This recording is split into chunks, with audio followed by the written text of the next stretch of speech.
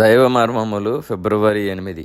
కొండ మీద నీకు కనుపరచబడిన వాటి రూపము చెప్పున వాటిని చేయుటకు జాగ్రత్త పడుము. నిర్గమాకాండం 25:40.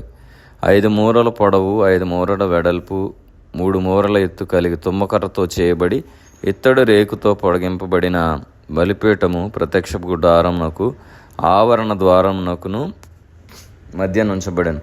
దానికి సమీపముననే ఇత్తడి గంగాళమును ఉండెను. ఇత్తడి దిమ్మల మీద నిలువబెట్టిన స్తంభములకు వేలాడుచున్న సన్న నార ఆ ఆవరణం యొక్క వెలుపలి గోడగా నుండెను.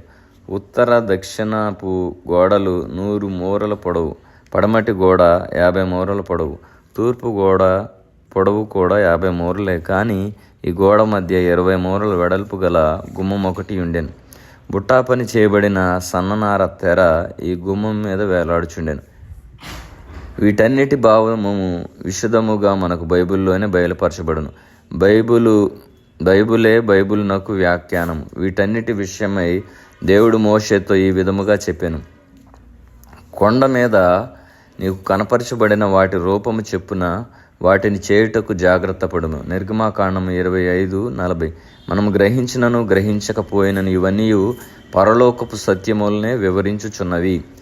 కాబట్టి మనం కూడా తెలియజేయబడిన ఈ నమూనాను కూడా మనము కూడా అనుసరించి మన యొక్క జీవితములను వాటి ప్రకారముగా, కట్టడాల ప్రకారముగా, నియమముల ప్రకారముగా, ఆజ్ఞల ప్రకారముగా మనము కూడా జీవించినప్పుడు, ఈ పరలోకపు నియమములు మనము కూడా పాటించినప్పుడు ఆ పరలోకమునకు, ఆ నిత్య జీవమునకు మనము కూడా పాత్రులము కాగలము. దేవుడు అటువంటి జీవితం